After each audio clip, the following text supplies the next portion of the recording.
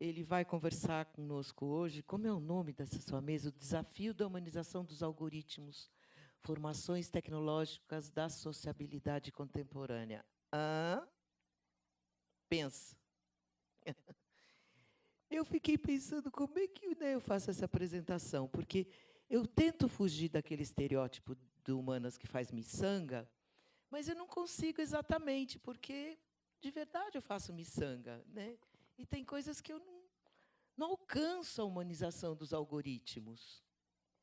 E aí eu fiquei lembrando de um conto do Júlio Cortázar, num livro dele que se chama Histórias de Cronópios e Famas, que é a coisa mais linda do mundo, que quem não leu, leia nesse final de semana. Não vá à balada, não vá a lugar nenhum, fique em casa lendo. E um dos contos, o nome é Como Aterrissar um Tigre na Sua Mesa da Sala de Jantar. É alguma coisa assim. E ele dá instruções.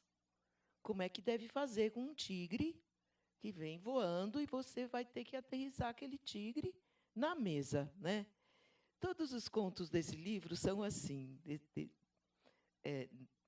nesse teor, né? E eu me senti assim, fazendo essa mesa. Como humanizar um algoritmo na sala, na sua mesa da sala de jantar, né?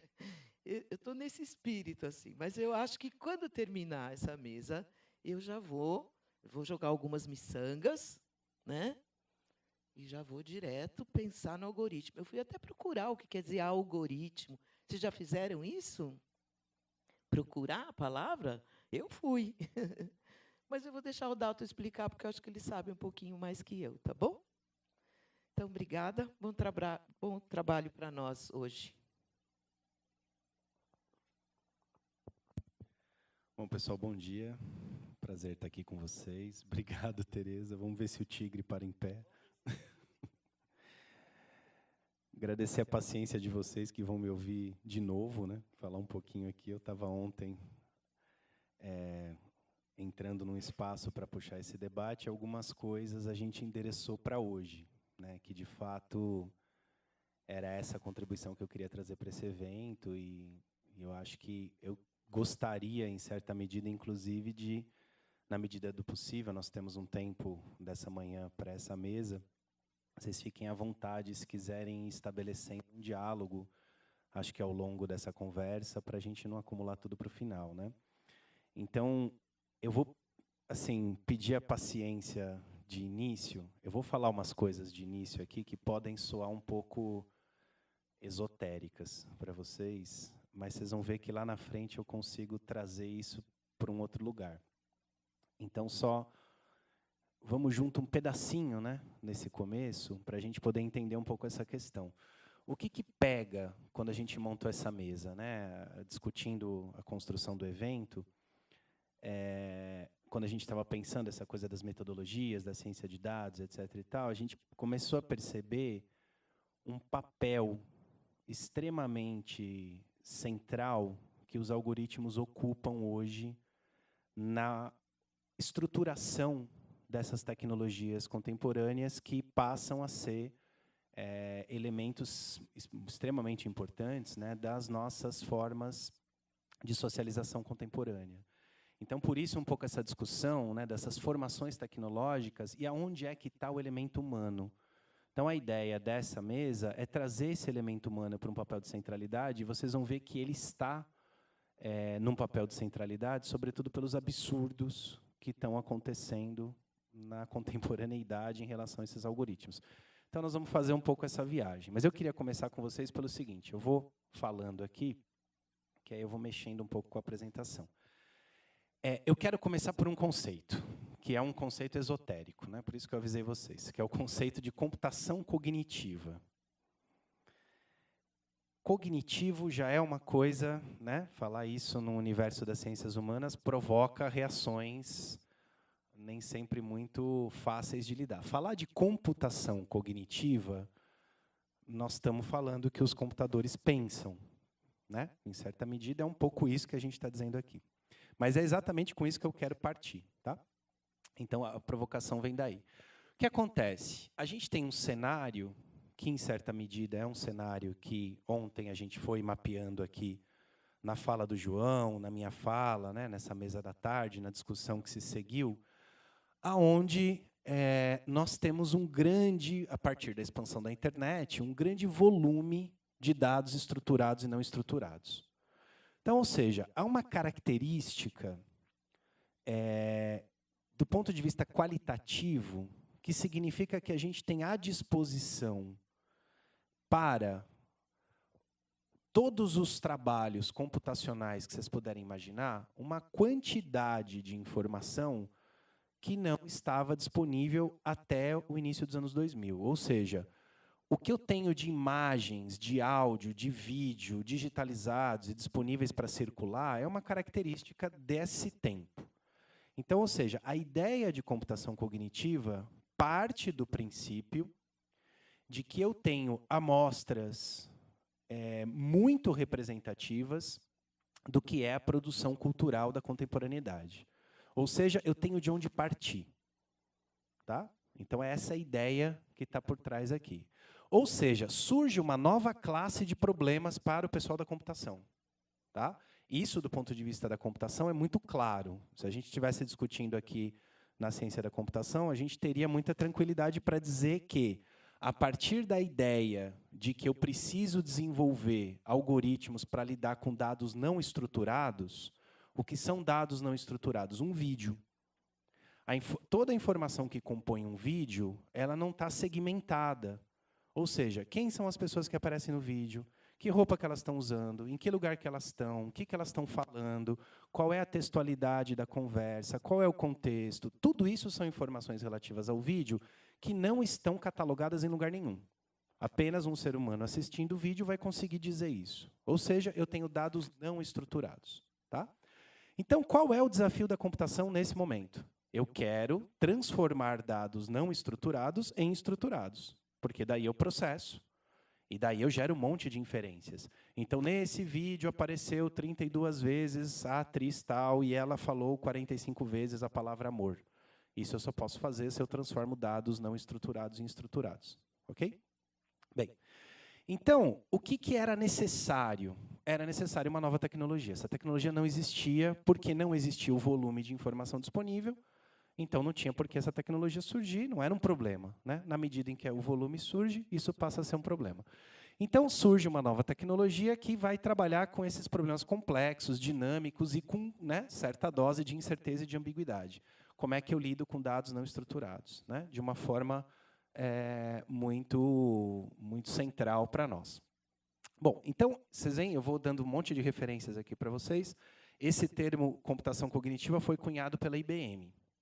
E é uma coisa que se alastrou no universo da computação, muita gente adota, né? Academicamente se fala bastante sobre isso, isso é uma coisa que vingou, é um conceito que foi para frente nessa ideia.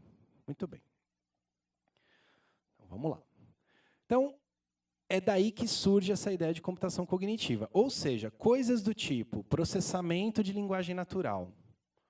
O que é o processamento de linguagem natural? É a capacidade que eu tenho de pegar textos, né? Então, aqueles vários posts de blog, de Facebook, processar esses textos para dizer assim, olha, esses textos falam sobre esse tema, ou nesse texto aparece tal pessoa, aparece tal lugar, esse texto fala de determinada região, né? Está falando de determinados... Ou seja, a capacidade de processar isso, ou processar voz. Hoje a gente vê várias coisas do tipo a Siri da Apple, né? Você conversa com a Siri, o Google Home. Né? O Google Home, para quem não conhece, é um equipamentozinho desse tipo aqui, mas tem mais ou menos esse tamanho, que você põe na sua casa e você vira para ele e fala, Google, eu quero ouvir aquela música do Beatles chamada Help. Aí o Google vai, acessa o YouTube, bota na televisão a música do Help e você escuta. Você fala com ele. E ele opera a internet e os equipamentos da sua casa. Né? Ou então a Alexa, que é um equipamento da Amazon, que tem a mesma estrutura, você vira para o Alexa e fala assim, Alexa, eu gostaria de ter 1 quilo de arroz e 3 pastas de dente para hoje à tarde. Você pode providenciar para mim? Aí o Alexa vai, roda a base de dados da Amazon, encontra o menor preço, fatura um Uber bike e entrega para você às 5 horas da tarde e fatura no seu cartão de crédito. Né? Então, são formas de você lidar com a organização das suas coisas por meio do processamento de linguagem natural. Se o Alexa não fosse capaz de entender o seu pedido e se o que você pedisse ele interpretasse como uma coisa completamente diferente, isso não funcionaria da maneira esperada, né? Muito bem. Então, aí vão entrando geração de hipótese baseada em evidência, aprendizagem de máquina, né? E dezenas de outros algoritmos que vão constituindo isso. Então, o que acaba acontecendo, né, é que uma tentativa de definição de computação cognitiva, que ainda não é consensuada, mas que é a mais próxima do que eu vejo por aí. Então, eu grifo conhecimento, né, porque essa não é também uma palavra fácil para nós aqui, mas vale a pena a gente olhar, baseado na interpretação e extração de significado dos dados, primariamente não estruturados. Então, ou seja, eu gero conhecimento a partir da extração de significados de dados não estruturados. Tá? Então, eu vou identificando tendências, identificando padrões, e, com isso, aferindo se essas tendências e esses padrões têm alguma coerência com determinadas tendências e padrões anteriores. Isso vai formando bases de dados que vão apontando caminhos, e é assim que essas coisas funcionam. Ok? Então, essa é a ideia de computação cognitiva com a qual a gente vai trabalhar, e aí a gente vai ver aonde isso está nos levando, em certa medida. Bom, qual é o cenário que é importante, né? Então, por que isso hoje vem à tona? Então, vale a pena dizer que há 3 questões convergentes que fazem com que essas coisas hoje tenham tanta centralidade na nossa sociedade. A primeira, eu já falei, é o Big Data, quer dizer, é a capacidade que eu tenho muita informação, tenho muito vídeo para processar, muita imagem para processar, muito texto para processar. Então, é farto. Qualquer um de nós aqui que quisesse fazer uma pesquisa usando dados de mídias sociais teria muito mais informação do que é capaz de processar, ou seja, abundância, né? Isso está claro. Mas também eu tenho melhores algoritmos de aprendizagem de máquina. Se a gente estivesse aqui num seminário em 1999 ou 2001, 2002, e a gente estivesse falando de inteligência artificial, seria risível. A inteligência artificial, no final dos anos 90 e no começo dos anos 2000, era uma falácia. Ela não funcionava. E eu vou mostrar um pouco por que isso. A inteligência artificial volta a ser considerada uma coisa séria a partir de 2010. É muito recente. Né? Nós estamos falando de uma coisa que tem 7 anos. Por que ela volta a ser considerada uma coisa muito séria? Esse é o ponto. Por causa das bases de dados de treinamento do Big Data. O que faz com que a inteligência artificial seja altamente eficiente, e botem bastante aspas nessa eficiência, é o fato de eu ter muitas bases de dados de treinamento, coisa que eu não tinha antes. Tá? Então, os algoritmos acabam sendo melhorados em níveis, que esse exemplo aqui é muito forte, né? O reconhecimento de imagem. O erro humano de reconhecimento de imagem é da ordem de 5%. Os algoritmos evoluíram de uma taxa de erro de 26% em 2011 para 3,5% em 2015. Em 4 anos, os algoritmos conseguiram reduzir a sua taxa de erro em mais de 20%. Então, isso é uma evolução, do ponto de vista da precisão estatística, muito forte.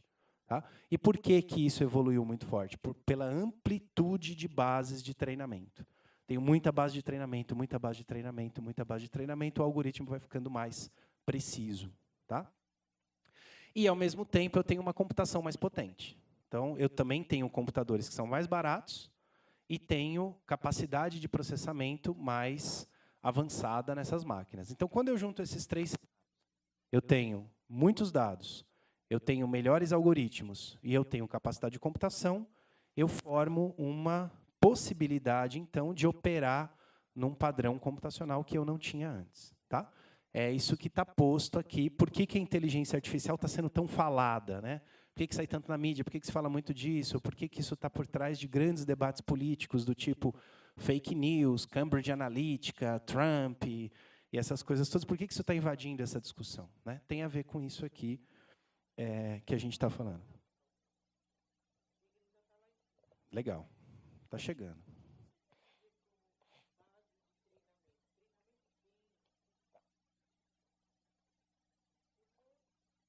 É o seguinte. É ótimo, é ótimo. Base de treinamento é o seguinte. Imagina que você tem uma quantidade de imagens. Essas imagens são super engraçadas até, se vocês forem ver. Tem imagens no Google, por exemplo, que acho que a gente está sem internet, senão eu mostrava para vocês aqui online. Tem treinamentos com cursos de computação, que é o seguinte. Imagina um cookie. Sabe esses cookies com gotinhas de chocolate e tal? Os caras pegam fotos de cachorrinhos, aqueles cachorrinhos todos enrugados, com pontinhos pretos e malhados, e aproximam, zoom, é um cachorrinho, e do lado é um cookie. Faz isso com dálmatas e sorvete de flocos, esse tipo de coisa. Então, como é que eles treinam algoritmos? Eles sabem que tem 100 fotos que são dálmatas, 100 fotos que são sorvete de flocos. Isso é base de treinamento. Aí ele pega o algoritmo e manda reconhecer o que é um dálmata, o que é um sorvete de flocos. E aí ele vai calibrando o algoritmo, porque ele sabe se o algoritmo acertou ou errou, porque ele sabe o que é a imagem. Quem é treinado é o algoritmo. Então, o que acontece? Ele pega, por exemplo, uma base do YouTube, ele contrata pessoas e faz o seguinte, separe para mim 5.000 vídeos que falam, por exemplo, sobre, vamos imaginar, um protesto de rua. As pessoas vão e separam os vídeos, 5.000 vídeos. Esses vídeos são curados por seres humanos. Isso gera uma base de dados de treinamento. Aí, ele pega o algoritmo e fala assim, algoritmo, começa a procurar vídeos para mim sobre protesto de rua. E o que o algoritmo faz? Ele compara com a base de treinamento. Como a base de treinamento vai ficando cada vez mais larga, porque ela tem muitas formas diferentes de manifesto de rua, o algoritmo vai ficando mais preciso, porque ele consegue encontrar coisas muito variadas nos próximos, entendeu? Então, a ideia é essa. Antes, para a gente fazer base de treinamento, era muito caro, porque eu tinha que gravar os vídeos, gerar uma base de dados, e aí como é que eu vou gravar muitas manifestações de rua se eu estou na cidade de Sorocaba? Agora não, agora eu vou lá e falo assim, manifestação na Turquia, manifestação na Grécia, manifestação na Espanha, manifestação nos Estados Unidos. E eu gero uma base de diferentes tipos de manifestação que estão disponíveis no YouTube, basta eu acessar, porque nós publicamos. Aí eu construo uma base de dados e crio um algoritmo, por exemplo, que é capaz de identificar quando há uma manifestação de rua. É isso. Tudo bem? Tá? Então, a ideia é essa. Eu treino, só que a minha amostra é muito mais larga. Tá? Tudo bem? Até aqui? Beleza? Bom. Aí, isso eu falei ontem, né, mas como nem todo mundo estava, só para a gente lembrar, a característica do Big Data, né, é essas coisas serem os dados em alto volume, em alta velocidade, muita variedade, exaustivos em escopo, de resolução fina, relacionais por origem, dados flexíveis, ou seja, eu tenho tipos de dados com essas características que favorecem a construção de determinados tipos de algoritmos que vão analisando padrões e tendências de uma forma altamente dinâmica, né? Essa é uma característica desses dados que favorece esse tipo de algoritmos. Muito bem. Agora vamos falar de algoritmo, né? E agora eu vou um pouco mais devagar para a gente conseguir ir entendendo o que é que está pegando aqui. Quando a gente fala de algoritmos, a gente tem essencialmente 5 tribos, 5 tipos de algoritmos computacionais que são utilizados para processar essa informação. Esses algoritmos aqui, vocês vão perceber logo mais, que eles estão cada vez mais sendo combinados e recombinados para gerar soluções contemporâneas de tratamento de dados. Tá? Então, qual é o primeiro tipo de algoritmo? Né? Por onde começa a inteligência artificial e por onde ela também naufraga nos anos 80, nos anos 90, que é quando a gente começa a trabalhar com a ideia dos simbolistas. O que é o simbolista? O simbolista é o bibliotecário. O bibliotecário vai lá e bota um número no livro, né? Aquele código 301.12c. Isso é um símbolo, ele categoriza aquilo por um símbolo. Tá? E esse símbolo é, então, indexado numa base de dados e permite que a gente consiga achar o livro. Onde é que está o livro, depois onde é que guarda o livro, de que tipo é o livro e tal. Mesma coisa é, por exemplo, quando eu vou categorizar coisas. Então, eu vou criar categorias.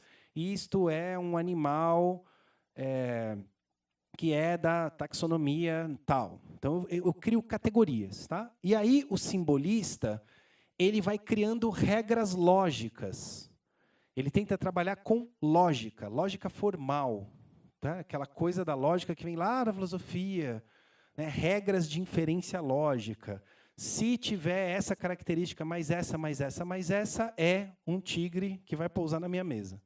Né? Se não tiver, é outra coisa. Tal. O que acontece? Os simbolistas, em geral, eles trabalhavam, do ponto de vista da inteligência artificial, criando regras humanas. Árvores de decisão. O que são árvores de decisão? Se tiver essa característica, vai para cá. Se não tiver, vai para cá. Depois, se tiver essa, vai para cá. Se não tiver essa, vai para cá. Vai fazendo um monte de regras encadeadas uma atrás da outra. Eles tinham uma ilusão de que eles conseguiriam fazer regras altamente precisas, de funcionamento da sociedade, e que era só uma questão de tempo. A gente vai aprimorando as regras, e as regras vão ser boas o suficientes para explicar a sociedade, e a gente vai ter uma inteligência artificial que vai gerar robôs que vão fazer um monte de coisa na sociedade. Isso cai por terra. Por quê? Porque o ser humano é muito mais complexo do que as regras lógicas, do que as regras formais. Então, os simbolistas não conseguem ter sucesso.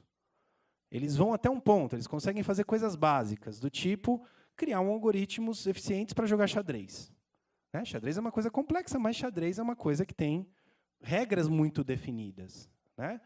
A peça de xadrez não deprime, a peça de xadrez não entra em surto, a peça de xadrez não discute com a outra. Né? Então, essas coisas não acontecem no xadrez, e no ser humano acontece. Tá? Então, como é que a gente lida com isso?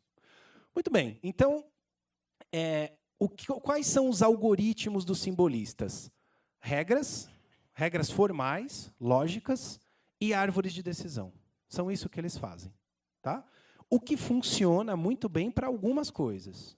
Né? Para muitas outras, não. Aí a gente tem a segunda tribo.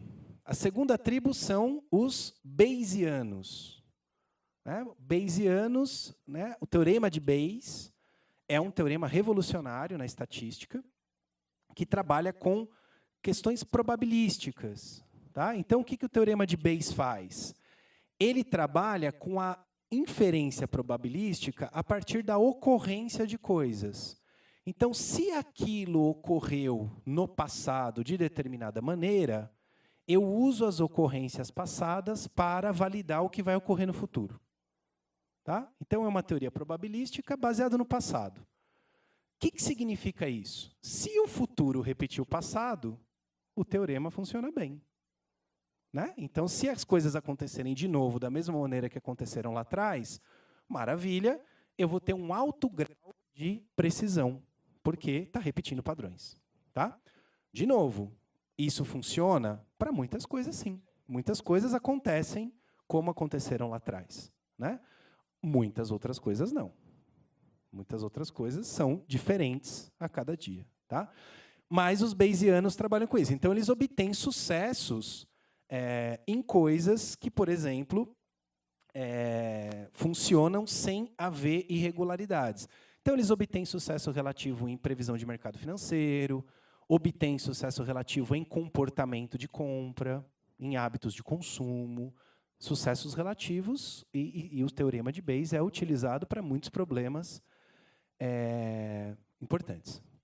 Aí nós vamos entrar numa outra tribo. Então, né, só para fechar, os Bayesianos defendem, então, os algoritmos probabilísticos. Tá? A teoria probabilística está... E aí o naive Bayes é o teorema de base, né? E as cadeias de Markov, que são também baseadas nessa ideia probabilística.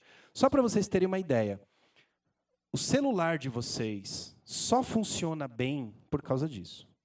Porque esses algoritmos são capazes de prever ruído e regular a ausência de ruído. Não sei se vocês se lembram, quando começou a funcionar os celulares, os primeiros celulares tinham muito ruído de fundo. A gente escutava mal as pessoas. Esses algoritmos fazem isso. Então, eles conseguem fazer filtros de ruído. Então, o pessoal da telecomunicações, por exemplo, trabalha com isso aqui pra caramba, assim, para prever quando uma pessoa vai parar de falar, para prever quando ela vai voltar a falar, por conta de tons de respiração. Tudo isso é trabalhado na telecomunicações. A terceira tribo de algoritmos são o que a gente chama dos conexionistas. Os conexionistas são aqueles que criam algoritmos baseados na ideia de redes neurais. Então, eles se baseiam na ideia dos neurônios e criam redes neurais, que são algoritmos. Literalmente, esses algoritmos são criados como neurônios conectados com outros neurônios. Tá? E esses neurônios vão fazendo o quê? Eles vão, a cada etapa de conexão entre neurônios, eles vão reconhecendo pedaços de informação. Então, isso funciona muito bem mesmo, por exemplo, para reconhecimento de imagem. Então, esses algoritmos que a gente vê hoje em dia, né, que câmeras de rua que reconhecem faces de pessoas, que são capazes de se conectar com a base de dados da polícia e saber se aquela pessoa é uma pessoa procurada ou não, funcionam baseado com algoritmos de redes neurais. Tá? E esses algoritmos, eles fazem o quê? Eles fatiam a imagem em micropedaços. E cada pedacinho vai se agrupando num pedaço maior e isso vai passando pelo neurônio. Então, o que o neurônio faz? Ele reconhece um pedacinho do queixo, um pedacinho do nariz, um pedacinho do olho, um pedacinho da testa, um pedacinho do cabelo. E aí o neurônio maior fala, bom, se tem pedacinho de olho, se tem pedacinho de boca, se tem pedacinho de nariz, se tem pedacinho de cabelo, é um rosto de uma pessoa. Tá?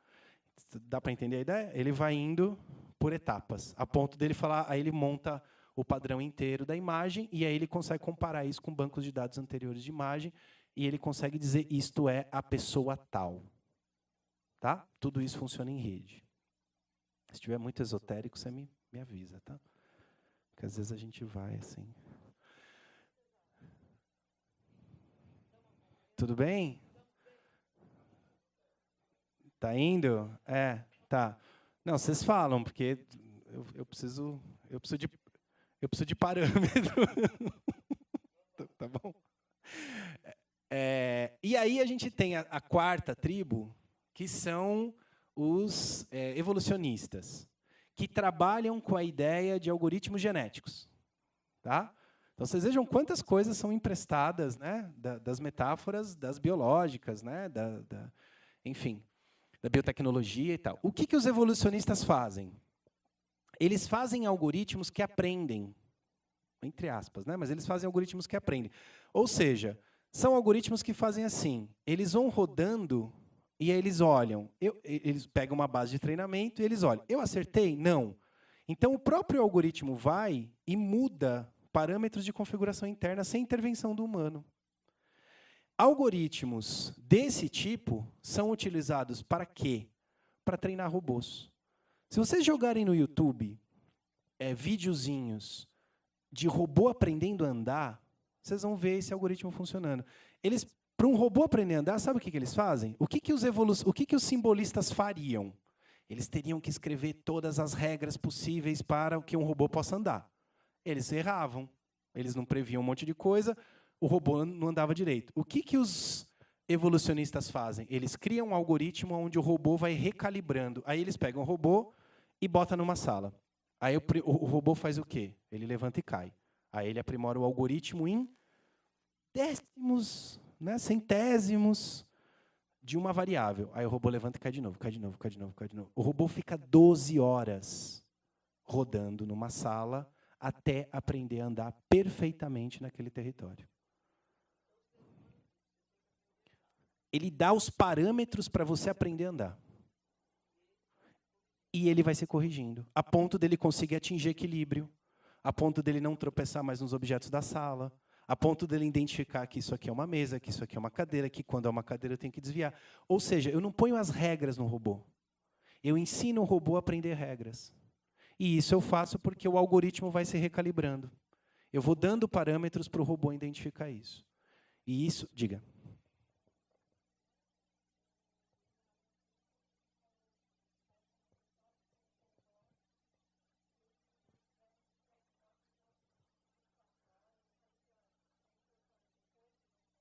vou falar desse caso. É.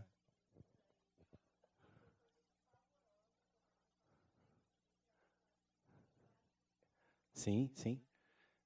Sim, sim. Eu vou falar desse caso. Eu vou falar. Ele tem a ver com isso. Vocês vão ver onde é que isso vai levar, né? Porque aí que vai entrar de volta a história das ciências humanas e da humanização do algoritmo. Por quê? Isso funciona super bem para robô. Funciona mesmo. Se vocês, outra coisa que vocês podem ver no YouTube, por exemplo, existem serviços de logística na China enormes, galpões enormes, assim, muito maior que o Extra daqui, que são controlados por 3 pessoas e 40 robôs. Então, os caras sentam lá e falam assim, olha, eu preciso de uma peça tal, tal, tal. O robô vai, ele move as peças de lugar, ele tira os pallets, ele põe os pallets no chão, ele sobe, ele reorganiza. Toda a estruturação, por exemplo, de um depósito almoxerifado, esse tipo de serviço de guardar coisas, colocar na posição, isso tudo é feito por robô. Tem gente mais trabalhando com isso. Vocês olham isso na China e ficam espantados. Assim, eles controlam totalmente assim. Por quê? Porque o robô aprende as regras de movimentação dessas peças. São peças que não mudam, né? Porque tem encaixes, elas são feitas padronizadas. Eles aprendem essas regras e funciona, pronto. Na hora que a gente começar a botar ser humano no meio, o caldo vai ficar mais complicado. E a gente tem a última tribo de algoritmos, que são os que trabalham por analogia, né? Então, o que significa esses trabalharem por analogia? Eles trabalham por comparação. Então, eles separam, de novo, as bases de treinamento, eles separam conjuntos de dados e comparam. Isso aqui é mais parecido ou menos parecido com aquilo, e, por analogia, eles categorizam isso, certo? Então, qualquer algoritmo que vocês pensarem hoje, ele ou é um dos 5 ou é uma combinação de 2 ou 3 ou 4 dos 5. Tá? Então, não existe, do ponto de vista dos algoritmos, algo que seja diferente disso aqui. Né? Então, tudo que a gente vê rodando na internet, na robótica, na inteligência artificial, pode ser categorizado em relação a esses itens aqui. Nos anos 80, eu tinha a predominância dos simbolistas. Então, era aquele momento onde eu tinha, né, os servidores, os mainframes, e aí tinha a coisa do engenheiro de conhecimento. O que é o engenheiro de conhecimento? É aquele cara que era treinado nas regras simbolistas. Então, ele aprendia ontologias, tesauros, vocabulário controlado, taxonomia, ele aprendia todas as estratégias de organização e representação da informação, do conhecimento, e aí criava o quê?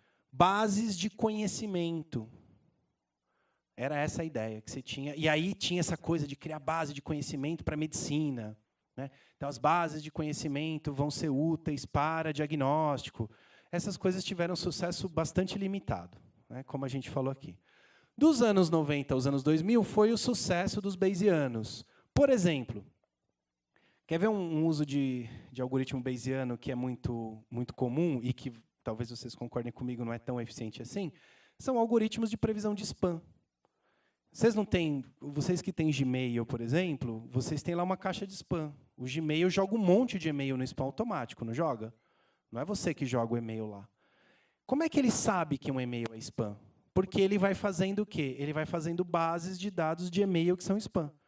Ele vai pegando um monte de spam e jogando na base, um monte de spam e jogando na base. Aí, se um novo e-mail chega e for parecido com o e-mail que já era spam, ele categoriza como spam. Tá? Então, ele trabalha isso com a ideia de teoria probabilística e faz filtros do que é spam e do que não é spam. Funciona? Relativamente. Relativamente. Né? No meu caso, ele erra pra caramba. Eu recebo um monte de spam que não deveria receber. Mas um monte de spam vai para o spam mesmo. Né? Então, ele me ajuda parcialmente.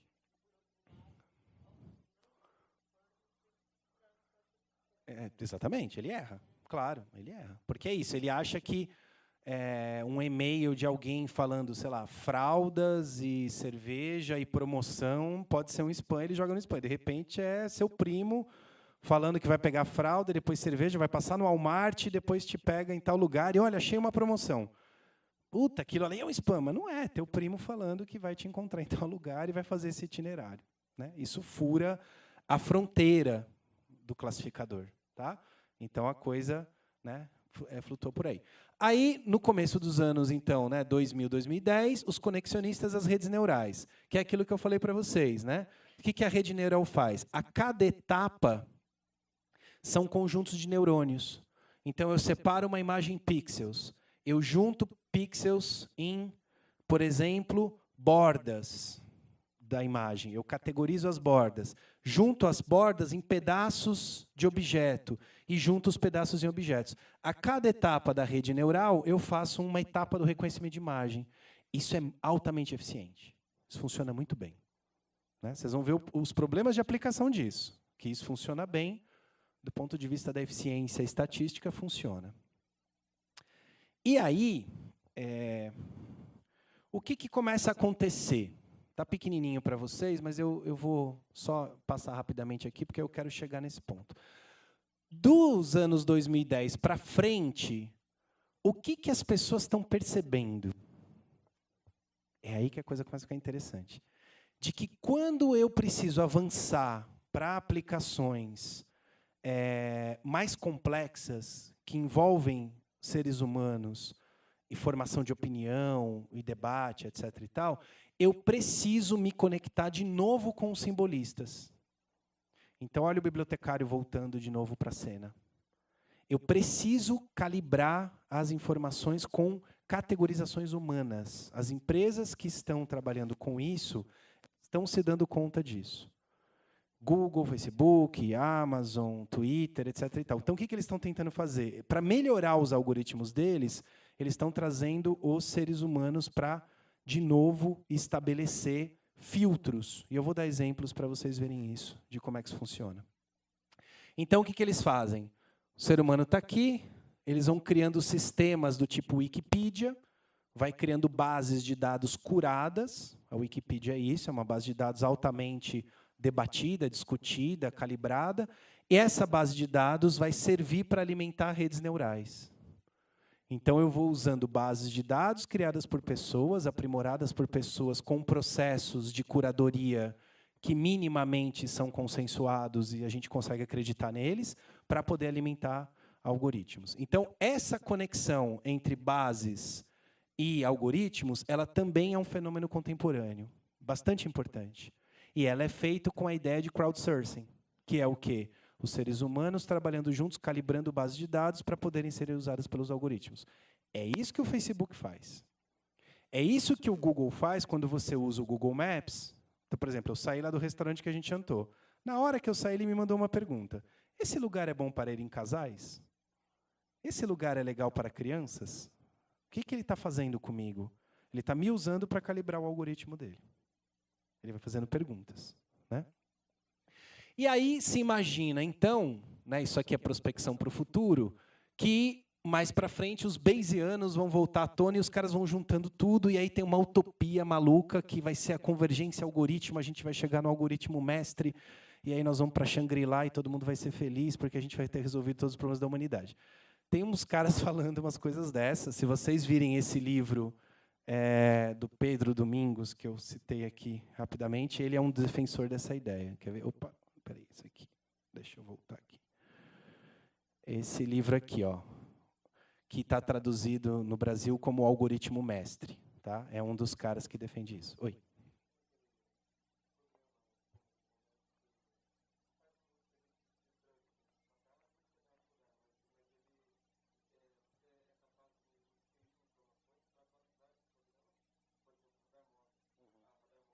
O Waze faz isso. É isso.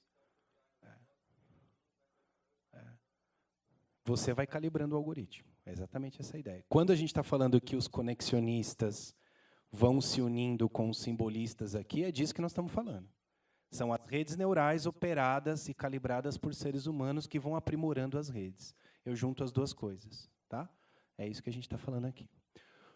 Muito bem. Tudo bem até aqui? Beleza? Então, o que acontece? Aí nós estamos falando de níveis de complexidade de algoritmos. Tá? Então, aonde que a coisa pega? Olha só como é que isso é organizado, né, pelo pessoal da computação. A gente tem um nível que é essa automatização da inteligência. Então, o que é isso? eu estou trabalhando com algoritmos que visam melhorar a produtividade humana para a realização de tarefas manuais. Então, por exemplo, software que compara documentos, a ideia do autoplágio, né? Isso aqui é um documento parecido ou diferente do anterior. São tarefas manuais que vão sendo automatizadas. Então, são algoritmos que vão fazer isso. Eu tenho algoritmos que vão apoiar a inteligência, ou seja, vão ajudar o ser humano a fazer tarefas mais rápidas e melhores, do tipo classificação de imagem médica. Então, há vários algoritmos usando redes neurais que ajudam o médico a usar imagens do tipo chapa de pulmão, exames de câncer, exames neurais, que vão indicando para o médico, olha, isso pode ser uma doença. Aí o médico vai lá e diz se é ou se não é, ele faz o diagnóstico daquilo, mas os algoritmos estão calibrados para isso. Tem algoritmos que vão dizer assim, vão aumentar a inteligência, ou seja, vão ajudar o ser humano a tomar decisões melhores analisando o passado. Então, curadoria de mídia, né, algoritmos para ajudar em orçamento, tomar decisões. Né? Então, esses algoritmos que vão fazendo classificação de coisas e te ajudando a dizer se isso é A ou se é B. Tal. E algoritmos que são para inteligência autônoma, tipo o carro que é dirigido sozinho. Então, eu vou lá, vou chamar um Uber, vai vir um carro que vai me pegar, não tem motorista. Esse carro é dirigido sozinho, eu vou sentar no carro e vou ficar lá, né, torcendo para que dê tudo certo. Eu não vou interferir nisso. Né? Isso já existe, isso é uma realidade. Né? Tem várias cidades usando isso já. E vamos lá. Ok? Então, a ideia é de níveis de complexidade. Tá? Então, esses algoritmos estão mexendo nisso aqui. E isso tem, zilhões de impactos, né, do que significa essas coisas na nossa sociedade, mas eles estão posicionados dessa maneira para nós. E aí a gente tem, só para vocês terem uma ideia, né, de alguns estudos que vão dizendo aonde essas coisas estão pegando. Né? Então, por exemplo, nós estamos mais ou menos por aqui. Né? Então, olha só, nós estamos bem no início dessa era de tendências. Então, onde que as coisas estão acontecendo? Né? Eu já tenho isso sendo utilizado para imagens, né, para robotáxis, né, e aí vai indo, precisão, robôs musicais. Né, não sei se vocês têm visto isso ultimamente, tem saído várias músicas produzidas completamente por robôs. Outro dia eu estava ouvindo uma super heavy metal, assim, a música saiu esses dias, foi essa semana, inclusive. Um monte de gente comentando sobre isso, falou, pô, ficou bom pra caramba, eu gostei da música, enfim. Então, estão mexendo com isso aí. Né? E aí vai para fazer filmes, para escrever script de filmes, robôs que estão produzindo scripts de séries, artigo científico, né? Jornalista. E por aí vai. Né? Aí tem mais um monte de coisa, medicina personalizada, artes, né? Enfim. Um monte de coisa aqui, vida artificial, tem uma série de previsões. Doctorless Hospital, hospitais sem médicos, né? Ó, que maravilha. Você vai entrar naquele equipamento, né? Bom, vocês estão vendo aí, né? Então, aqui são uma série de ideias. E por que eu estou colocando isso? Olha só o papel estruturante da dinâmica social contemporânea. Esses algoritmos estão mexendo na maneira que a gente se transporta, na maneira que a gente conversa, na maneira que a gente cuida do corpo, na maneira que a gente come, na maneira que a gente vive. Eles estão mexendo em muitos níveis da experiência da nossa dinâmica social contemporânea. Ou seja, eles vão adquirir, já adquirem, já têm esse papel, estruturadores dessa experiência. Tá? Claro que isso revela, de fundo, movimentos políticos, né? Como que o ser humano está se escolhendo viver. Mas esses algoritmos têm papéis importantes para nós aí. Vamos lá. Bom, aí, olha só, como as companhias estão usando isso. Né? Então, quando você olha para as empresas, você vai perceber o seguinte, 24% das empresas atualmente estão usando inteligência artificial. 27% delas estão preocupadas sobre isso. 28% estão analisando. Apenas 21% das organizações não têm inteligência artificial como preocupação. Ou seja, daria para a gente dizer que em torno de 80% das organizações da nossa sociedade estão considerando a inteligência artificial como um elemento do seu processo produtivo. Tá? Esse é um número importante, porque isso atinge muitos setores da sociedade. Né?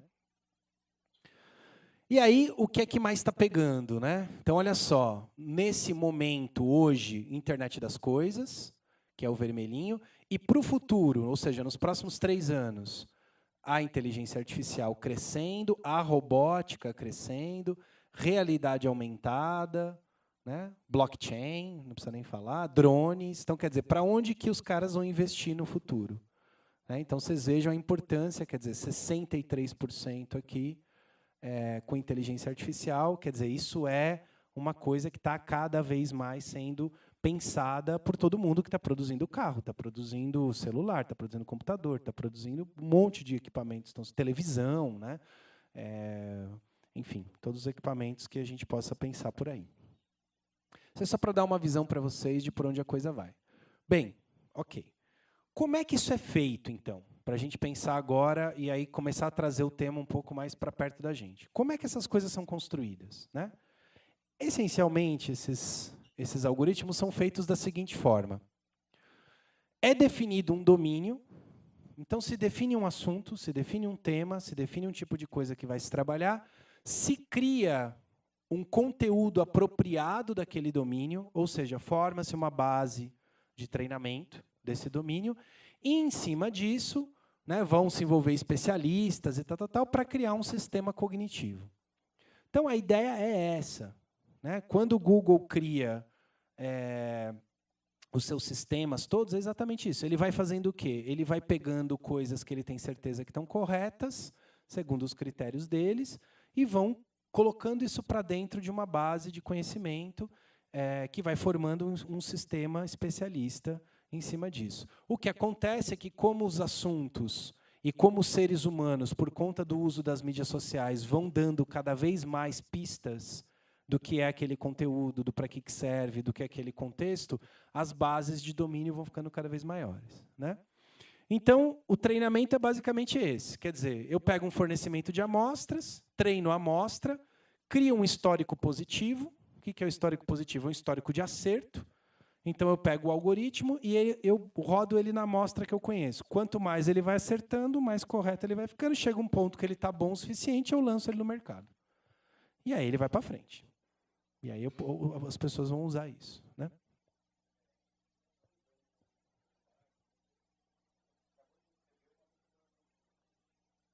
Sim, totalmente. É isso.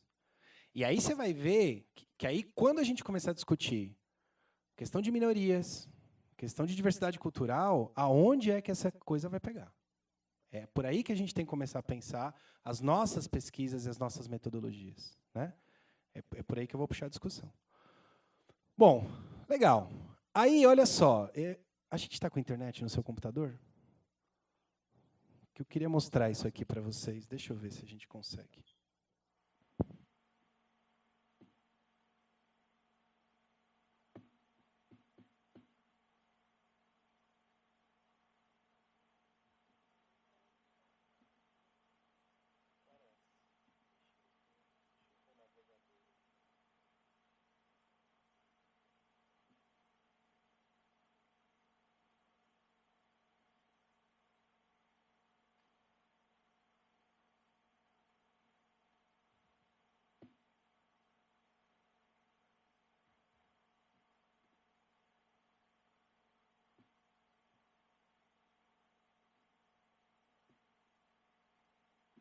Esse aqui é um exemplo, eu estou pegando ele de propósito,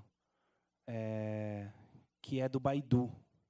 O Baidu, para quem nunca ouviu falar, é o Google da China. Vocês sabem que o Google não entra na China, né? Eles fazem uma solução própria deles.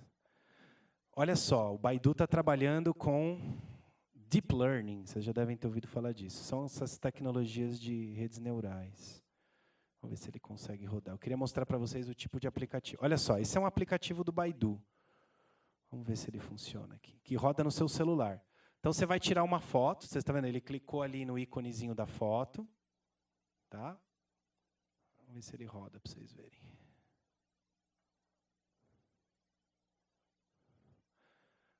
Aí você vai tirar uma foto. É um aplicativo de celular.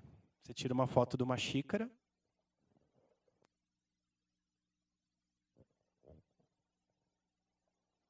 Está bem lenta a internet, mas acho que vai dar para ver.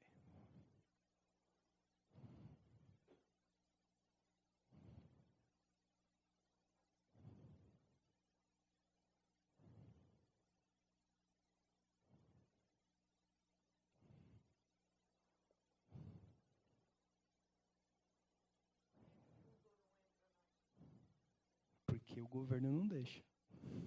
O governo chinês não deixa. É. Política. Eu consigo pegar alguma outra rede aqui, Tereza, ou não?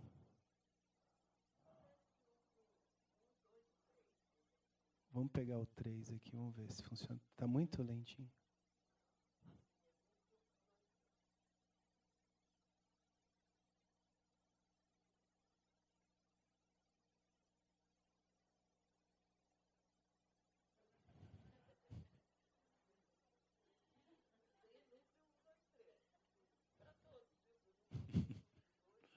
Mas não pode contar, não pode contar.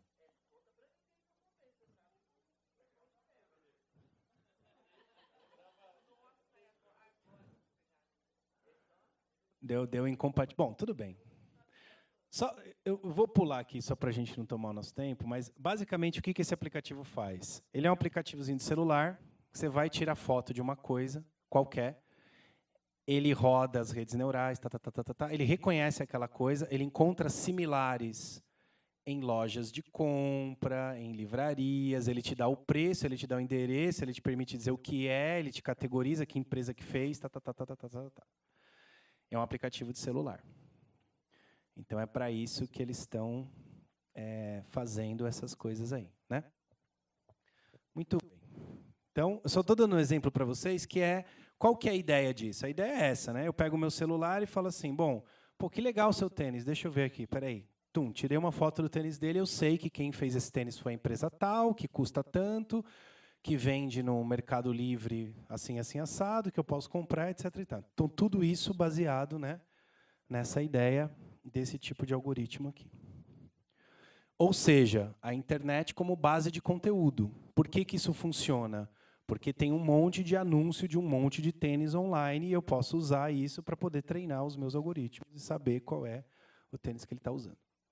Muito bem. Agora, coloquei o cenário, né? Então, computação, os algoritmos, para onde a gente está indo, como é que esses algoritmos estão pegando. Agora, vamos olhar isso de um outro lugar, que é o problema político e de maior interesse para a cultura. Ou seja, isso olhando dessa maneira que a gente estava olhando até aqui, vai nos colocando uma série de questões, né, e uma série de perguntas que a gente tem que começar a refletir à luz da nossa discussão. Quer dizer, como é que isso chega para nós que estamos pensando isso nas ciências humanas? Como é que a gente começa a se estruturar para transformar as nossas pesquisas, para olhar para esses fenômenos e fazer pesquisa nisso? Porque o que nos incomoda? A gente diz assim, mas isso exerce controle. Sim, mas isso é muito simplista. Não é? A gente está num lugar de produzir ciência e estamos exatamente debatendo ontem qual é o papel da universidade nesse contexto contemporâneo. Ou seja, nós temos que subir o tom da crítica.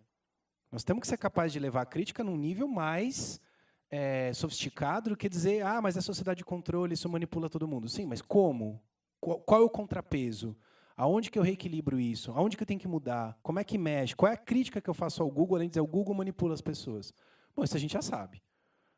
Mas e aí? Bom, temos que saber mais, né? Então, é por aí que agora a gente vai começar a olhar para essa história. A pergunta que vai ficando é a seguinte, eu estou o tempo falando de fazer base de treinamento, base de treinamento, base de treinamento. Gente, fazer base de treinamento é uma decisão política. Quais são os conteúdos que vão fazer parte da base de treinamento? O que fica de fora? Qualquer pessoa que trabalha com curadoria sabe disso. O curador faz escolhas. Ele escolhe o que entra e escolhe o que sai. Ele define critérios. Curadoria não é uma coisa técnica apenas. Curadoria é uma posição cultural, uma visão de mundo, não é? Então, como é que são as empresas que escolhem? É o Google que escolhe a curadoria que faz? Legal, o Google tem super autonomia para fazer isso. É o Facebook que faz isso? Como é que isso é construído? E aonde é que isso começa a gerar problemas, a ponto, como a nossa colega falou agora há pouco, que a gente vai ver esses exemplos aqui. Vamos lá. Bom, estamos na era da pós-verdade, né? Por que nós estamos na era da pós-verdade? Exatamente porque a gente está chegando num ponto aonde esse tipo de estratégia, que é o impulsionamento social de informações, impera sobre os critérios de produção da verdade. Ou seja, se aquilo tem muito volume, aquilo tem muito impacto, aquilo é verdadeiro. Então, se a minha base de conhecimento é formada de fake news é verdade. Não tem escolha, o algoritmo sabe que é fake news. Então, ele toma decisões nesse sentido. E aí vamos ver alguns exemplos para isso começar a facilitar. Então, olha só, esse é um estudo, só para dar um exemplo para vocês, como é que isso aqui está organizado. Aqui embaixo eu tenho as mídias mais conservadoras à minha direita, as mais liberais à minha esquerda, e aqui eu tenho o que é sensacionalista, o que é mais básico, o que é mais analítico, o que é mais complexo. Então, por exemplo, o que um mapa desse tenta fazer? Ele tenta esquadrinhar no campo das diferentes mídias a posição que elas estão em relação a se é mais de esquerda, se é mais de direita, né, mais conservador, mais liberal, e a posição em relação ao nível de sensacionalismo que elas têm de apuração da sua notícia. Ou seja, um mapa desse, ele começa a me posicionar o lugar de onde essas mídias estão produzindo conteúdo e estão produzindo notícia. Eu consigo minimamente ir me situando nesse campo. Né? Quais são as posições que essas mídias vão ocupando. Então, esse tipo de pesquisa está tentando fazer o quê? Ele está tentando diferenciar os lugares em relação às posições que essas mídias vão ocupando de produção para a gente conseguir saber. Isso aqui, como é que isso é feito?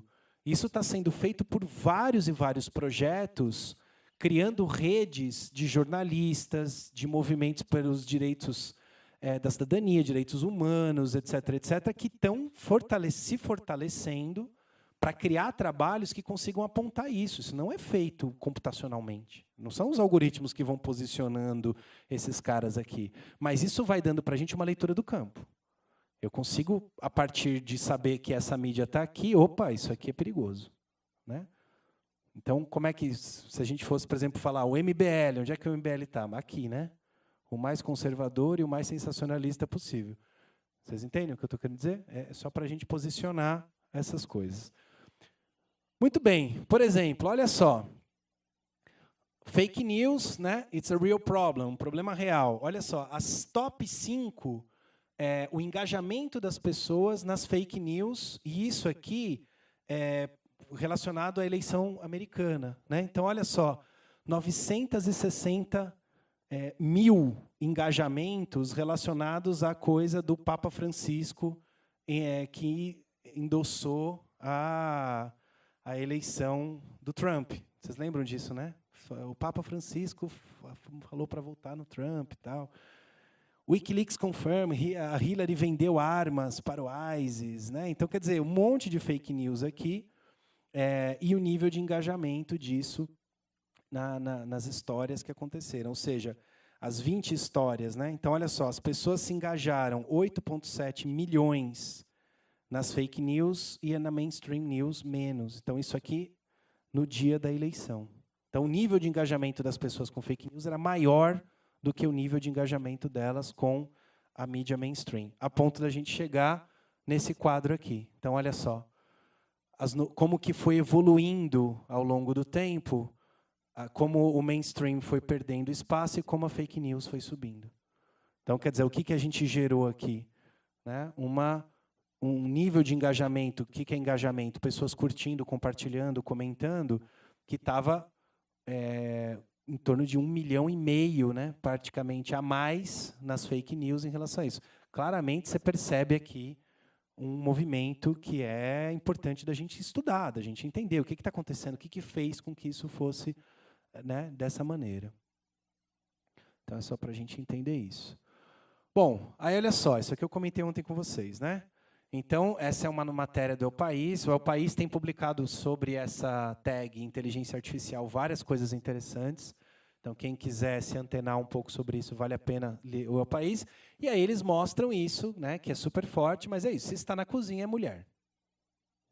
Por quê? Por que os algoritmos são treinados para concluir esse tipo de coisa? Né? E aí, claro, eles botam aquela foto bem família, classe média americana dos anos 60, né, daquela... aí a gente vai ver a matéria e vai entender o seguinte, olha só. Em seu trabalho, os cientistas analisaram os dados de 2 gigantescos bancos de imagens. Então, o que os cientistas fizeram? Pegaram uma base de treinamento, pegaram base de dados de imagem. E aí, que são usadas habitualmente para treinar as máquinas. Então, pega uma base de dados para treinar robôs. Não é? A computação faz isso funciona, isso é eficiente, legal. Aí, o que eles viram? Os homens protagonizam 33% de fotos que continham pessoas cozinhando. Ou seja, claramente, a base tem um viés de gênero. A base tem um viés de gênero. A gente pode discutir, isso representa a sociedade, não representa a sociedade. Bom, isso é outra discussão. O que eu estou dizendo assim, há na base de dados um viés. E o que o algoritmo vai fazer? Vocês acham que o algoritmo vai achar o viés? Não vai.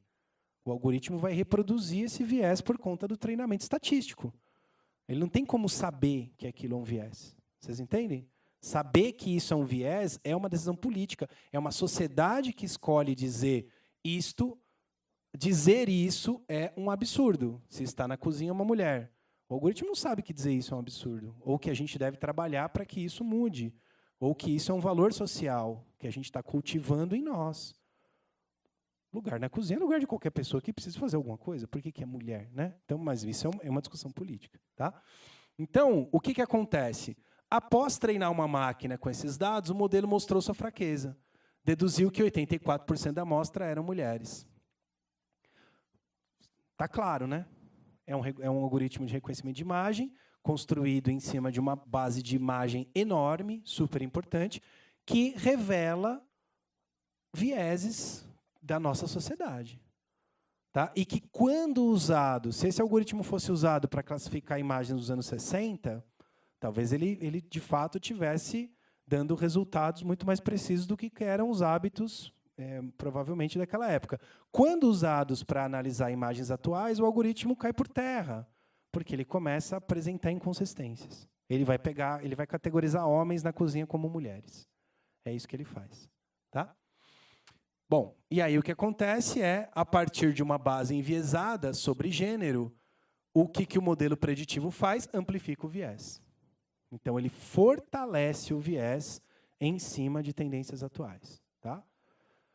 Que mais? O que você falou ali agora há pouco, né? O robô racista, sexista e xenófobo da Microsoft. Um robô legal, né? O cara é super bacana. Então, o que o robô faz? Olha só, projetado, né, para o mercado dos millennials dos Estados Unidos, não foi capaz de lidar com piadas e perguntas controvertidas. Então, esse robô foi colocado no Twitter, esse robô ele aprendeu a falar no Twitter, então o robô ficou conversando com as pessoas no Twitter. Aí, o que as pessoas fizeram com esse robô? Começaram a sacanear o robô, começaram a provocar o robô, e aí ele começou a responder coisas desse tipo. Né? Então, ele ficou aqui para conversar com esses jovens, ele seria programado para ser casual e brincalhão, era essa a ideia, né? E ele não foi capaz de lidar com insultos, né? Teorias conspiratórias. Então, por exemplo, o Tay parecia negar o Holocausto, apoiava o genocídio e chamou uma mulher de puta estúpida. Isso é um robô Microsoft, a ponto deles terem que tirar do canal. Tá? Então, o que acontece aqui? Olha só. Outra de suas respostas era condizente com a linha do candidato Trump. Vamos colocar o muro na fronteira, o México terá de pagá-lo. O robô rebelde não parecia ter muito respeito com a própria empresa. Alguém falou que a Windows Phone lhe dava nojo e ele respondeu, estou totalmente de acordo.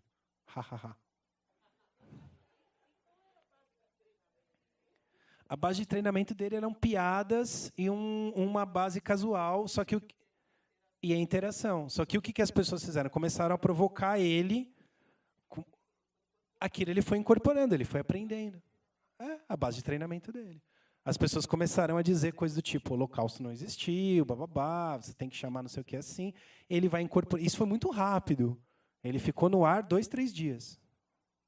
Eles já tiraram do ar. Tá? Por que isso é assim? Né? De novo, é aquilo que eu estava falando. Se vocês virem os algoritmos que eu mostrei lá atrás, esses algoritmos estão funcionando com base em quê? Com análise de tendências, né? Com padrões. Se ele está em cima de um padrão sexista, xenófobo e racista, ele vai reproduzir isso. Pois é. Vamos lá. Olha só, o inconsistente e perigoso radar gay. Vocês devem ter ouvido falar dessa também, né? É um conjunto de psicólogos, eu vou mostrar para vocês. Eles criaram um algoritmo que identifica gays. Olha que coisa legal. Não é super legal? Então vamos ver o critério, você vai ver. Aí, olha só. Por questões de traços do rosto, né? Aí aqui fala um pouco do artigo. Ó. Então, a inteligência artificial pode determinar se alguém é heterossexual e homossexual. Olha o perigo dessa história, né? Então, através dos traços faciais. O estudo foi feito por pesquisadores de Stanford, né? Segundo o qual, sabe o que eles usaram? Eles usaram base de dados de tipo aplicativos como Tinder, que são aqueles aplicativos onde a pessoa define qual é a opção sexual dela. Então, o que eles pegaram? Eles pegaram o perfil, o Tinder é uma base de treinamento, só para vocês entenderem. Então, eu vou lá no Tinder e crio um perfil para mim. E eu digo, eu sou gay. Ok, legal, coloquei lá. O que a base de dados considera? Ela considera que a minha imagem é representativa do público gay. Certo? Então, se ele pega milhões de imagens assim, ele forma uma base de dados de treinamento. Então, eles pegaram ali um algoritmo de computador que, olha só, pode distinguir se um homem é gay em até 91% dos casos, e se uma mulher é lésbica em até 83%. Porcentagem sensivelmente superior ao olho humano, que distingue os 61% no caso dos homens e 54% no caso das mulheres. Então, os caras comemoram. Nossa, o nosso algoritmo é muito mais preciso que o ser humano para reconhecer um gay e uma lésbica. Eu estou brincando, mas é exatamente isso que eles falam no artigo científico. Tá? Então, olha só. Foi mencionado no The Economics e foi publicado no Journal of Personality and Social Psychology. E é super controverso, e os caras estão debatendo isso, né? Bom, gente, o que é isso, né? E aí o que ele fala, olha, a amostragem com a qual foi realizada a pesquisa, um total de 35.326 imagens faciais, é toda de pessoas brancas e foi retirada de um site de encontros. Então, vocês entendem, é isso que eles estão fazendo. Tá?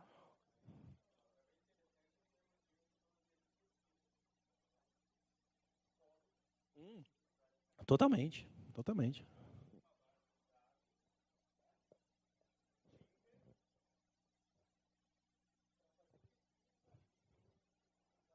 E ter coragem de publicar isso, né? O cara manda isso por um jornal. Pois é, pois é. Bom, mas vocês estão entendendo, né? O que eu quero dizer, assim, claramente esse é um problema para nós, né? Não tem como, né? Dizer, eu tenho que me posicionar aqui. O que é isso, gente? Espera aí, né? Vocês estão doidos. Bom, vamos mais. Pois é, pois é. Não, e assim, a rigor, estão gastando recurso de pesquisa para fazer isso, né? Isso custa 35 mil imagens, banco de dados, algoritmos, isso não, né? Tem alguém fazendo isso, né? Bom, olha só. Aí a gente começa a ver uma coisa nova, chamada discriminação algorítmica. Esse é um termo novo, importante, que passa a ser tema para a gente discutir, que é o que eu queria trazer para a gente começar a olhar aqui. Por isso a história da humanização volta para o centro. Por quê? Porque o que os algoritmos estão fazendo com esses exemplos que eu estou mostrando para vocês é operar seleções, tarefas seletivas que são discriminatórias. Porque eles estão baseados em bases de dados que, né, são altamente questionáveis e complexas, etc. e tal, né? Que não contemplam a diversidade humana em muitos sentidos. Para além do estudo ser um absurdo por si só, quer dizer, querer identificar uma pessoa pela face, se é gay ou se é lésbica, isso é uma questão também a ser debatida, mas, para além disso, usar uma base de dados só com pessoas brancas, etc., etc., é uma outra questão também, né? Por que você está fazendo isso assim, né? Enfim. Então, o que começa a acontecer é que a gente... nós estamos diante do quê? Nós estamos diante de novas dinâmicas algorítmicas de relacionamento social. O ponto é, gente, a gente gosta disso ou não, a gente tem questões ou não, isso está rolando na sociedade. E é esse o ponto que eu quero discutir com vocês aqui. A gente, como pesquisadores, que estamos nos propondo a estudar essas coisas, a impactos da internet, a gente precisa ter método para estudar isso. Como é que a gente vai estudar os efeitos desse algoritmo? Como é que a gente prova que um algoritmo é discriminatório? Como é que a gente consegue avaliar isso academicamente e dizer isso aqui Não deveria funcionar assim. Isso aqui está produzindo viés. Isso é um posicionamento político em relação às tecnologias digitais que a gente tem que ter, né, do meu ponto de vista. Então, ou seja, como as pessoas consomem conteúdo, o que eu vejo, o que eu tenho acesso, o que se torna disponível, como eu me conecto com as pessoas, as ofertas de produtos, serviços e lugares, as rotas pela cidade. Então, olha só, esses algoritmos estão mexendo em tudo isso. Eles estão atravessando essas experiências de sociabilidade. E estão reestruturando isso de maneiras altamente questionáveis, né? Então, a coisa começa a pegar para a gente em relação a isso, né? Muito bem. Como é que isso está sendo lidado, né? Então, tem gente discutindo isso já, e tem gente tentando se organizar para poder enfrentar isso, né? E transformar isso em uma contraposição. Bom, primeiro existe um verbete na Wikipedia, olha que legal, discriminação algorítmica. Bacana, né? Já estão discutindo isso, já estão pensando que essa questão. Quais são os tipos de vieses algoritmos? O que causa viés? Casos reais, né? O problema do código fechado, um dos grandes problemas dos algoritmos, e eu não estou aqui longe de mim querer dizer, né, ter uma posição neoludita, vamos queimar os algoritmos. Não é isso. A gente tem que questionar o algoritmo. Como é que ele está sendo construído? Né? É isso que a gente tem que questionar. Algoritmos podem ser muito úteis para nós, mas as regras de construção dele precisam ser debatidas publicamente. Não pode ser proprietário. Diga.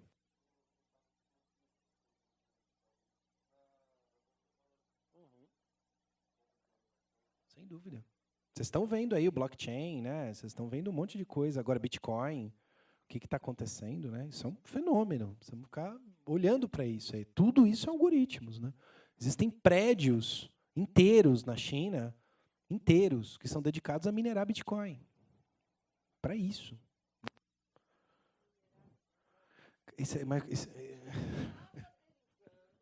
Segura. Isso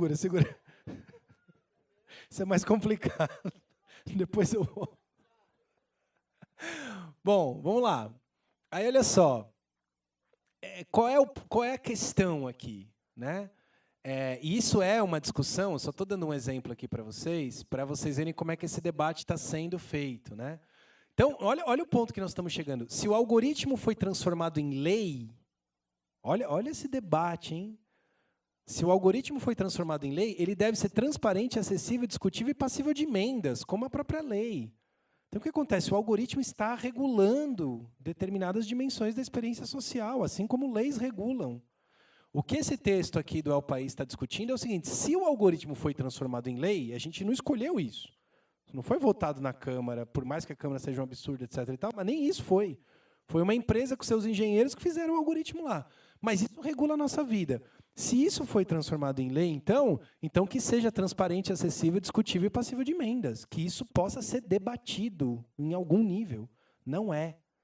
Os critérios de seleção disso são completamente privados. Completamente. Você não tem acesso a isso. Tá? E aí eles vão discutindo. É o que nos exigem, né? O que os especialistas estão falando. Aí, por exemplo, eu encontrei uma iniciativa muito legal pesquisando sobre isso, que é a Liga de Justiça Algorítmica. Super-heróis. Mas é muito interessante o trabalho deles, né? Eles têm esse nome engraçado, mas eles fazem um trabalho muito bacana, né? Depois eu vou mostrar isso para vocês. E o que eles estão dizendo? Que o problema das máquinas inteligentes são seus enormes preconceitos sociais, não é? Não a possibilidade de que leve a um apocalipse no estilo Exterminador do Futuro. Ou seja, o que eles estão dizendo é o seguinte: não é que as máquinas vão se rebelar contra os homens e vão sair com armas na rua matando a gente. Não é isso. O problema da contemporaneidade é o viés discriminatório dos algoritmos. É isso que a gente precisa conseguir debater e transformar isso em elementos de pesquisa para a gente. Né? E ele fala disso, olha, é uma crise que só vai crescer. Né? Então, ou seja, é preciso criar reguladores públicos para revisar seus sistemas. O algoritmo do Facebook tem que estar sob escrutínio público. O PageRank também. Isso é poder demais para uma empresa na sociedade contemporânea. Não dá para a gente achar que está tudo bem, que os caras façam isso e a gente acha legal, porque afinal é de graça, né? Eu não pago para usar o Gmail. Super legal, né? O YouTube está lá, eu escuto as minhas músicas, está tudo bem, né? Não é. Então, como é que a gente pensa nisso? E aí, essa frase é ótima. Não podemos contar com o livre mercado para corrigir esses erros. Óbvio. Né? A mão invisível do mercado não vai fazer nada a respeito disso. Né? Não tem como. E aí, olha só, os caras são muito legais, né? Algorithm Justice League, aí vocês entram no site lá, tem vários exemplos, são muito interessantes. Esse vídeo do TED aqui, da Joy, é muito legal. Eles estão debatendo isso, estão fazendo. E aí, olha só, o que eu queria mostrar para vocês é isso aqui. Uma das iniciativas que eles estão fazendo, e que eu acho que é aí que a questão da pesquisa científica tem que começar a se posicionar, e eu vou falar um pouco mais disso na hora que eu for terminar, que é o seguinte: eles estão trabalhando para criar bases de dados inclusivas. Então, sim, vamos usar algoritmos, sim, mas em cima de bases de dados inclusivas, onde tem essa representação das minorias, onde tem a representação da diversidade, onde a gente consiga calibrar esses algoritmos com os valores que a gente acha que são interessantes. Então, esse é um dos pontos que eles estão debatendo aqui. Então, por exemplo, eles falam, a gente precisa de ajuda para testar software e ajudar a criar bases de dados inclusivas. Então, olha, o cientista da computação, você vai querer treinar o seu algoritmo? Tudo bem, mas treine em base de dados que minimamente sejam representativas de valores sociais que nós queremos propagar. E aí a gente começa a ter alguma possibilidade de discussão de qual é um pouco do nosso papel nessa história, né? Então, depois vocês podem olhar isso. Olha só, como é que o Facebook está lidando com isso, né? Então, aqui é aquela cena do garotinho, vocês devem ter visto, né? Que deu uma piti, aí fala assim, ó, garotinho, depois de fazer um terror na ambulância, garotinho é convidado para fazer participação especial no filme O Exorcista. Bom, é uma fake news, né? E aí, o que o Facebook está fazendo? Essa é uma ferramenta nova. Você clica aqui do lado da setinha e existe um negócio chamado denunciar publicação. Então, qual é a ideia do Facebook aqui? É que você vai fazer isso para ele. Você vai dizer o que é fake news ou o que não é. Né? Você, usuário do Facebook, vai calibrando isso para ele. Então, eles estão tentando usar um jogo, que é usar o trabalho dos usuários para poder fazer esse tipo de filtro. Aqui, por exemplo, é no aplicativo de celular. Então, olha só, você viu uma publicação no Facebook do celular, e aí tem uma opção chamada Eu não gostei dessa publicação. Aí, quando você clica no Eu não gostei, ele te pergunta qual é o motivo. Aí você vê aqui, acredito que não deveria estar no Facebook. É pornografia? Vai contra meu ponto de vista? Defende a violência ou danos de uma pessoa ou um animal? É notícia falsa? Então, gente, isso aqui, olha quanta discussão tem em cima dessa imagem. Olha essa questão. Vai contra meus pontos de vista. O que é isso, gente? Vocês estão entendendo? Fica vai contra meus pontos de vista. E aí, o que é isso, né? A gente pode discutir isso infinitamente, mas vocês estão entendendo? São essas ferramentas de curadoria coletiva que o Facebook está criando. É assim que ele está calibrando as bases de dados deles. Dá para, né, viajar em cima desse negócio aqui. Aí, olha só, olha o que o Google está fazendo. Não sei se dá para vocês verem bem. Então, tem uma notícia aqui que é o seguinte, olha só. Você coloca uma busca no Google, aí aqui embaixo do resultado está assim, fact check. By, no caso aqui, é o Pulse Fact. Aqui, olha só, joguei uma outra busca, aqui ele dá fact check e a resposta é mostly true, que é, né, possivelmente verdade ou majoritariamente verdade. Nessa outra aqui, ele coloca assim, fact check by Snopes, false. O que o Google está fazendo?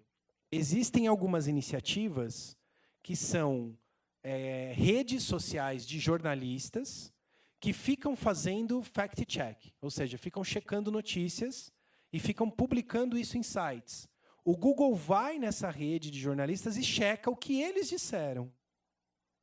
Então, se a rede de jornalistas falou que aquilo é verdade, o Google diz, ou falou que majoritariamente é verdade, o Google diz mostly true.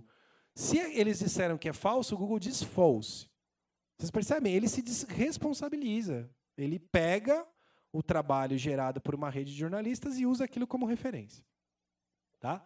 É assim a política de combate a fake news que o Google está usando, e a do Facebook é daquele jeito que eu mostrei para vocês.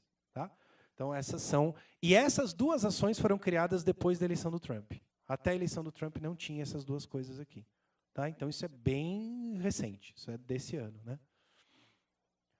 Muito bem. Esse aqui é um dos grupos, o Pointer, é uma das principais redes de fact-check mundial, que fez parceria com o Google e com o Facebook para fazer esse trabalho. Então, aqui, por exemplo, esse site, pointer.org, você vai encontrar um monte de ferramentas, você pode se tornar um membro, para você trabalhar nessas redes fact-check.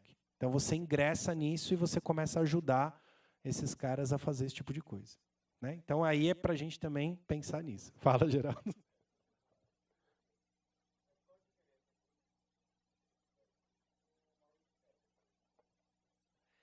A diferença é que eles ficam validando links externos. Eles ficam pegando links de mídia. Então, por exemplo, vamos supor que eu fosse uma comunidade do Pointer aqui de Sorocaba. Eu poderia ficar com um grupo de jornalistas em rede checando as matérias do Cruzeiro do Sul, é isso, o jornal daqui? E eu fico checando. Então, eu pego todos os links online do Cruzeiro do Sul e falo, isso é verdade, isso não é verdade, isso não sei o quê, isso não sei o quê. Aí, se isso tivesse espetado no Google, quando uma pessoa colocasse uma busca e retornasse um link do Cruzeiro do Sul, ele ia ler lá, fact-check, qual é a avaliação que tem. É a diferença da Wikipedia. Mas, assim, a lógica de funcionamento é moderação coletiva da mesma forma. E esses grupos têm a mesma coisa que a Wikipedia tem. Pessoas com mais reputação, pessoas com menos, pessoas que têm mais autonomia para validar dados, pessoas que têm menos, e por aí vai. Né? Esse tipo de coisa rola legal assim. Bom, então, olha só. Todos os exemplos que eu mostrei para vocês aqui consideram a curadoria humana como elemento central de ponderação. Vocês percebem? A hora que a coisa pega, o que os caras fazem? Opa, chama os caras lá de novo para dizer para a gente aí, porque os algoritmos estão dando problema. E estão, de fato, fazendo isso. Tá?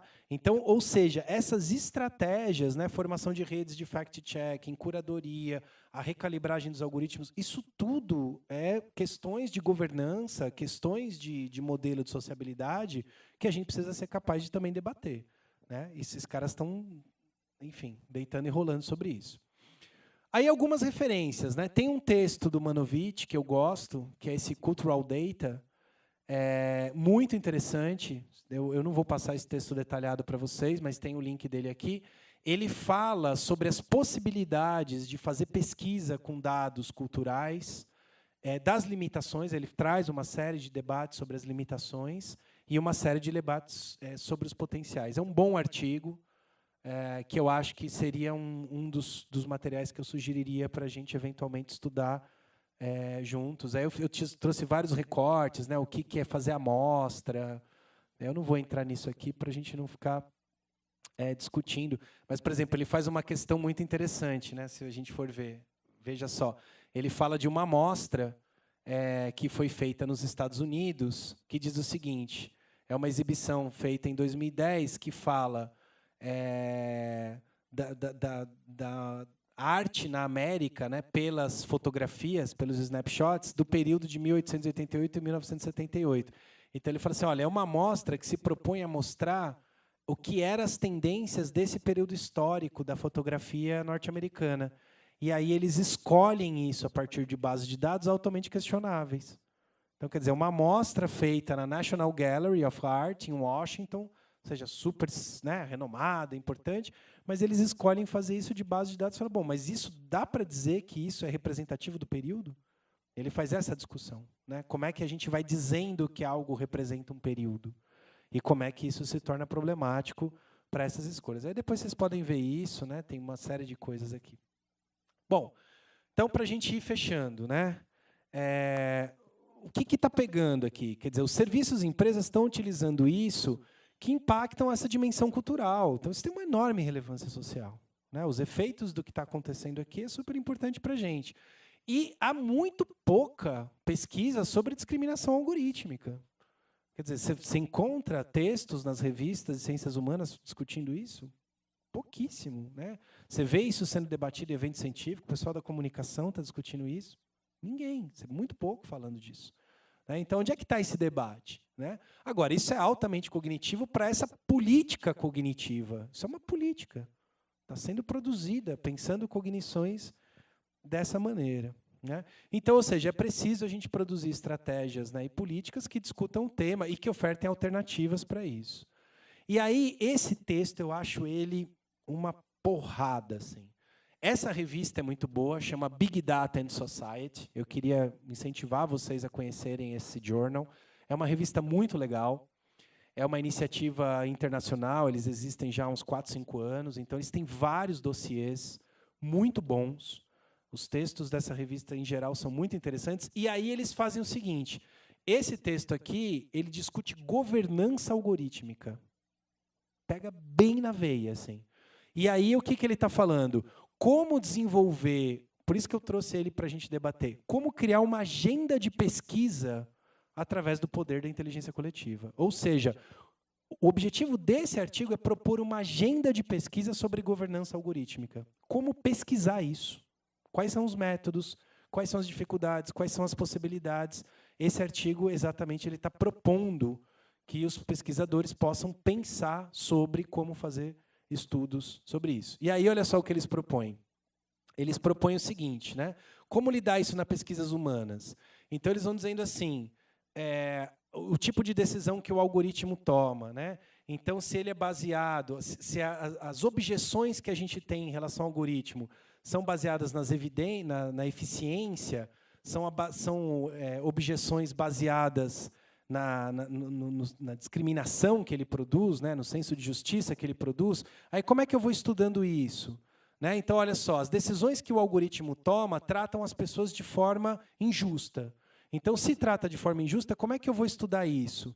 Né? A arbitrariedade, o problema da injustiça, né? Os problemas da autonomia, o problema da eficiência. Então, ele vai propondo formas de você ir entendendo, né? É quase uma taxonomia de objeções aos algoritmos. Qual é o problema que o algoritmo gera? Como é que eu estudo esse problema que ele gera? Né? É um problema de eficiência? É um problema de injustiça? Qual é o problema e como é que eu vou estudando esse problema? Então, esse artigo enfim, queria provocar vocês também a darem uma olhada, porque eu acho que ele é muito interessante e ele dialoga exatamente com isso. Né? E aí ele vai falando disso. Ele propõe um framework. Né? Então, olha só, como política é convertida em código? Esse é o tema, né? Como política é convertida em código? Como é que isso está sendo produzido? Porque é isso que está acontecendo. Né?